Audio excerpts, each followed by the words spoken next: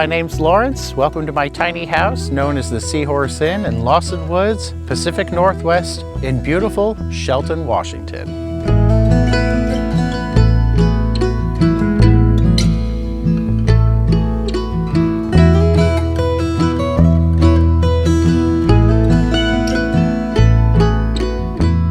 You know, when I first learned about tiny houses, I was like everybody else, infatuated. I was doing the whole YouTube thing. I came across your guys' channel as well as a few others out there, and I just fell in love with it. You know, on top of a friend of mine having his own and watching him build his and go through his thing, that was really cool. And I just thought, you know, this is for me. I knew obtaining a house, a traditional house, was going to be difficult in the housing market that it is, and the fact that I'm not a millionaire, I don't make a lot of money. I had to come up with a way to afford. And so first is cost for me, I'm just going to be honest. It was the fact that I didn't want to pay rent forever. I didn't want to pay a mortgage forever. I wanted something that was affordable, that I could live in safely and feel comfortable and at home that would be mine.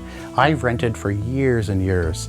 I hated renting apartments. I hated having neighbors on each side and above and below and all that stuff. And so it just seemed like a win-win. Why not do the tiny house? Why not?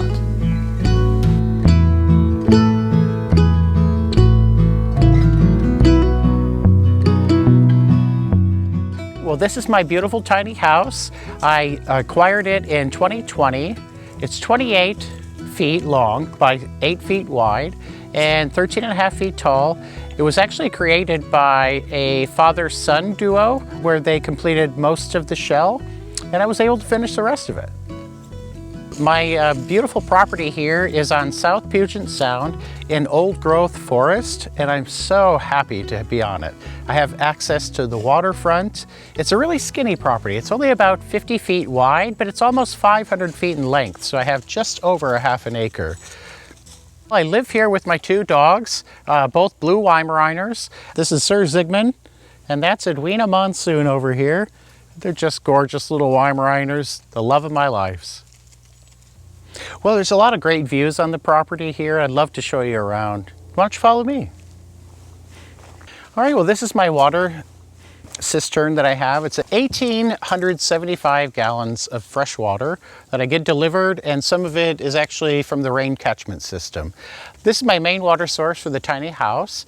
I have a pump system that's over here. It's kind of housed. You can't necessarily see all the inner workings right now, but underneath here is my well pump. It's a shallow well pump that I have, which pressurizes the system in the tiny house. That way I have full water pressure throughout the year. I don't have to turn a pump on or off. It's just automatically pressurized. Well, this is the deck I've been working on and just finished. It's actually made out of pallet board and pressure treated wood. And this is what gives me my beautiful view of the water. And the water is the South Puget Sound. The actual inlet that I live on is called Hammersley Inlet. I do a lot of kayaking. Eventually I want to do some crabbing.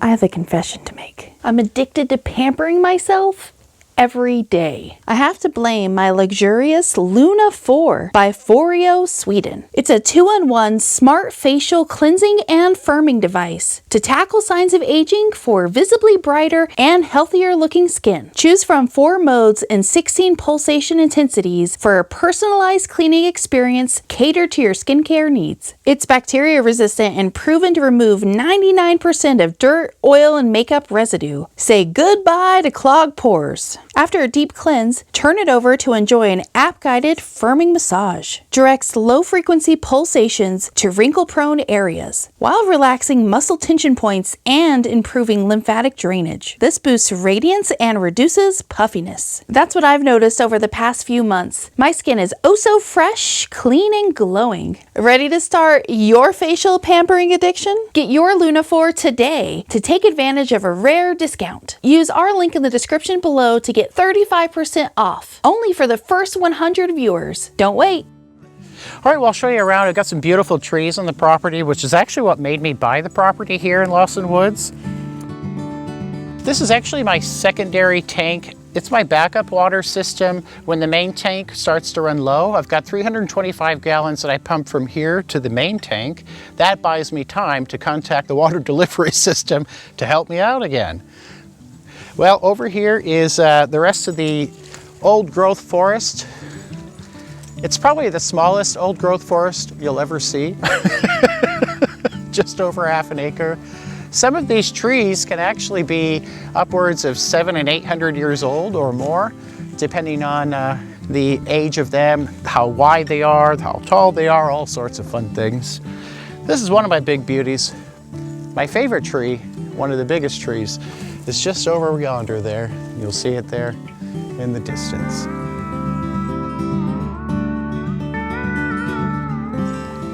Well, this is my little goldfish pond that I built. It just brings me a little joy, peace and quiet, serenity. Well, why don't I show you inside the tiny house? Come with me. Come on, guys, let's go in. This way. Come on.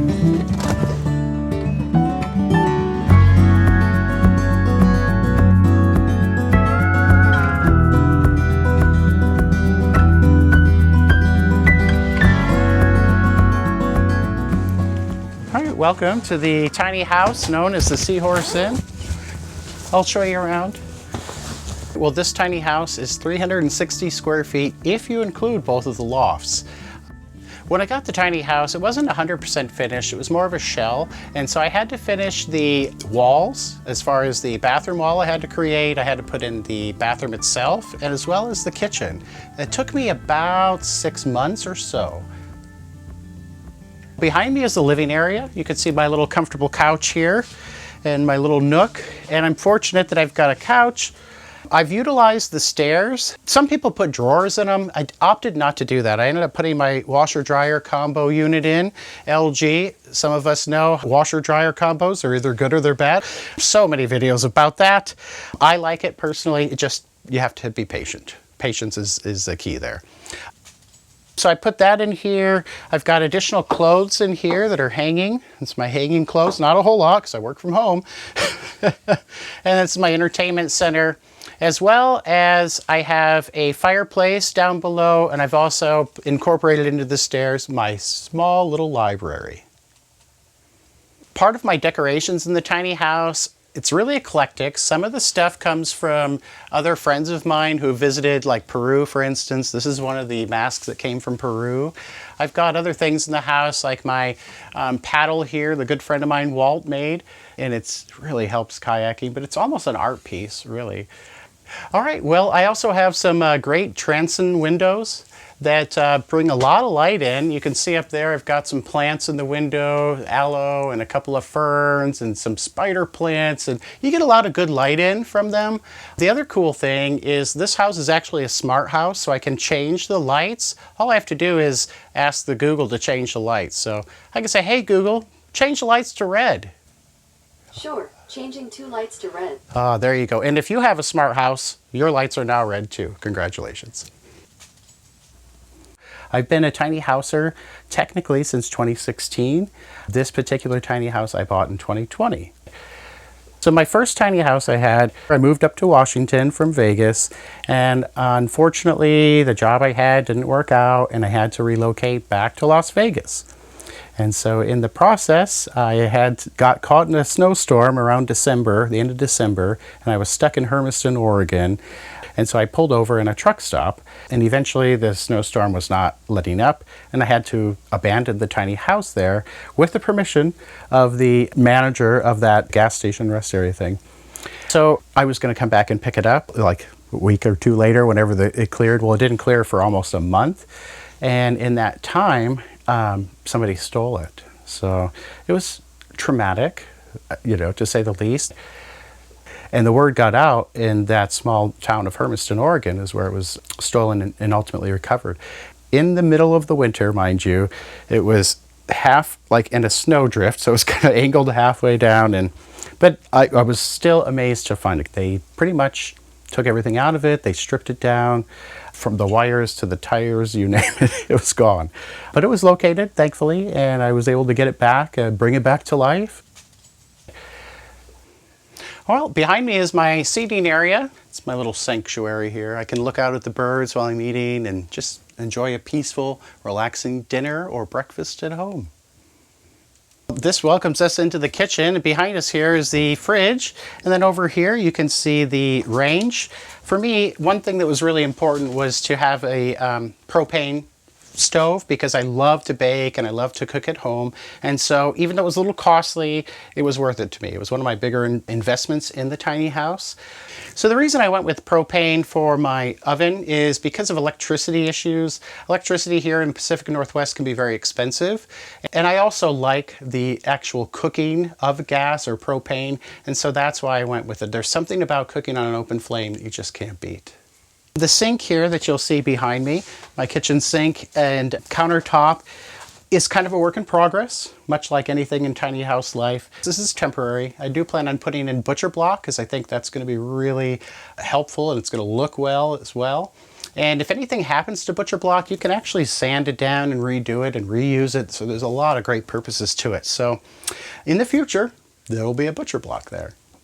So I actually have my little spice rack here, and you can see some of them up here. And this is where I hide the rest of my spices. And behind here, ooh, this is where the magic happens in the kitchen, kids. Don't forget to slap your mama. So everyone has to have a Berkey water filter. Although, yes, I do collect my water, it's important to filter it. So this is my drinking water, my cooking water, all goes to the Berkey. The rest of it is my backsplash here. I actually got from Home Depot or Lowe's, I don't remember which one, but it's actually a real stone. And it came in packages about 12 inches apart. And I was able to stick it in there, and some of it you had to kind of finagle, but it was worth it. It looks really good, I think. What do you think? For trim, I ended up using, because I didn't do necessarily a grade A job, we'll say, I ended up using for trim cork from my wine bottles. Unfortunately, a lot of wine had to be drank to make that happen. So in the cupboards, I have a lot of food storage. One of them is over here behind there, and then some of the rest is in here. I know I don't have the, the slow closing doors. You got to work within your budget, kids, so that's what I have. And then over here, in tiny house, you have to be careful with your real estate and what you're going to use as far as something that's important to you, something that might take up space. I love music. I'm a huge music fan. And I have this nice little record player here that I get to listen to my tunes. It's kind of vintage. It just brings you, well, far before I was born, but it brings you back in the day. So I really love it. All right, and then down here is where I keep my trash. People want to know, where do you keep your stuff? Well, it's down here. And then over here, this is my actual AC heater that I'm currently using. It's temporary. I plan on putting a mini split in someday, but it's been working good for about 3 years now, so I can't complain. So this is the water heater that I'm currently using. It's only about 4 gallons, but I get about a 10 to 15 minute shower because I'm using a low flow shower head. So that's really made a huge difference. All right, on this side of the house, this is my workstation as I work from home. And so you can see here a nice little desk here, chair that's comfortable. I actually got the desk locally. It's walnut, which is really nice. And then I, shellacked it, made it look a little nice. And then if you come back over here, you can see my ladder. I actually made this ladder myself. I needed a ladder for the additional tiny house loft that I have. And trying to purchase a ladder, that looked good, just couldn't find anything. So I was like, I'm going to make one myself. Again, YouTube University to the rescue. I was able to purchase the wood and make it happen. So I use this loft here as my guest loft. It's kind of my secondary loft, and it's quite comfortable. A little bit of a low ceiling, but it's comfortable enough.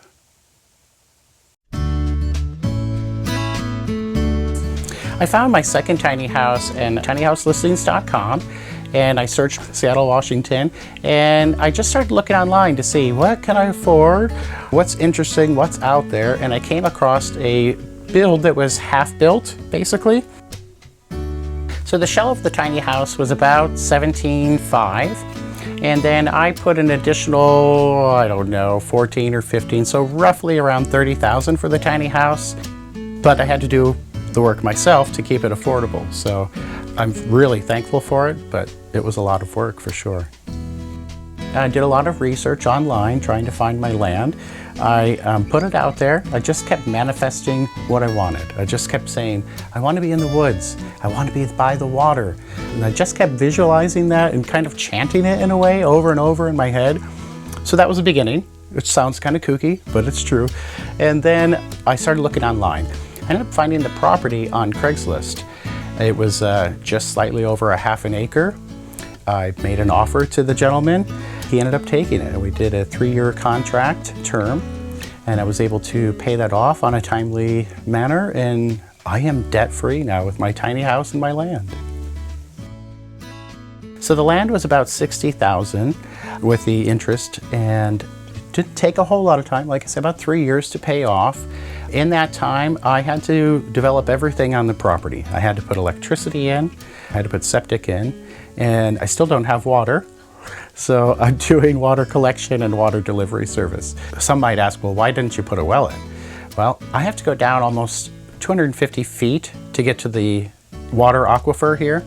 And in order to do that, it's going to cost around $60,000, which is a big jump when I bought the property for $60,000. So I'm kind of torn there. I am thankful that there are grants out there that you can find, which is actually how I put in the septic system. I applied for a government grant, and I was able to qualify, and as long as I don't move or sell the tiny house in 5 years, I won't have to pay it back. So that's a pretty good deal. So there are programs out there, and eventually I'm hoping to get another program like that where I can get some assistance to get that and save up a lot of money. But in the meantime, it's water catchment and water delivery for me. Well, and behind here is the bathroom. And so I've got a flushing toilet, thankfully, a nice, comfortable shower. And then on this side, you've got your beautiful sink here. And of course, more of the same backsplash that I have and more damage to my liver with these beautiful corks. Sacrifices, that's what it's about, sacrifices.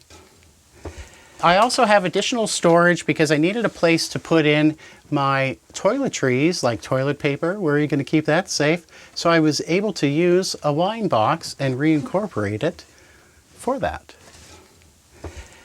All right, and upstairs is my loft. Cool thing with having such a big loft, being 80 square feet, I was able to fit a king-size bed in there. I've lived in apartments most of my life and have never had a king-size bed. So don't tell me you can't have a large bed in a tiny house. You can. You just have to plan it. And it's so comfortable because when it's raining, and it rains a lot here, as you can imagine, there's nothing better than that pitter-patter of the rain right above your head. It's just soothing. I've never had more comfortable sleep in my life. I started my own channel on YouTube, and I call it Lawson Woods PNW. Feel free to check it out sometime. It just shows the progression of the tiny house and the land and everything from what I've done on the inside as far as painting and remodeling and putting a wall up to redoing the kitchen, you name it. So I kind of film those things and I show little adventures along the way. For me, I really do enjoy living in my tiny house. You know, it's not for everybody, and that's okay. It's for me. I really enjoy it. You have to be comfortable with a smaller space. You have to be willing to downsize. If I bring something in, something has to go. If I'm buying clothes, I'm constantly recycling things. I will donate clothes. I literally bought a pair of jeans a couple of days ago, and I was like, oh, one's got to go, so donated it. You have to be conscious about that stuff. Make sure that you are ready to live in a small space. It's not for everybody. But if you can do it, you're going to save a lot of money and you'll have some financial freedom. Even though my partner and I live apart now, we have been together for a long time, almost 25 years. And we lived together all that time up until about 5 years ago when I purchased the land. And, you know, some people are like, oh, how can you possibly live apart? Isn't that crazy? And, you know, don't you miss each other? Well, sure, I can drive a half an hour over to Olympia, or he can drive over here and visit me. And, you know, it's okay. I like my personal space and private time, and he does too. We've actually kind of found that it's, I think, helped our relationship over the time. Who knows? Maybe we'll get another 25 years. I do feel living the tiny house life is a simpler life. I would say my costs are a lot less. As far as electricity goes and all that stuff, they're a lot less than they would have been in a traditional house. I really do like the slower lifestyle and the simpler lifestyle, and I'm fortunate the property I'm in is kind of remote. It's about 5 miles away from the little city, and it's surrounded by the woods, and it's just very peaceful here. I can't imagine living anywhere else, ever. This is my home, my forever home. All these other places I've ever lived, where do you spend most of your time? You spend it in one room, generally speaking, maybe two, right? How much space does one really need? You don't need as much as you think. And for me, this is the perfect amount of space. Mind you, I was happy in my little first tiny house of 16 feet. This is 28 feet, so it feels like a McMansion now. I'm living the dream, for sure. If I were to ask your average person to live in a tiny house, they're gonna be like, what do you mean? You live in there? Like, where do you live? I live in a little box, a little tiny house. It's not for everybody, it's really not. But if it is for you, make it happen, just do it. It's gonna change your life, it really will. It did for me at least.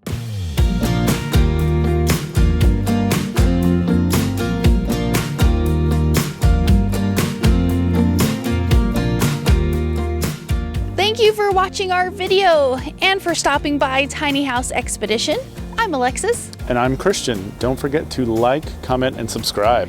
And for more tiny home tours and stories, click the videos below. And join us on Instagram for bonus content, including face-to-face conversations with us. We hope to see you there. All right. Thanks, guys. Have a good one.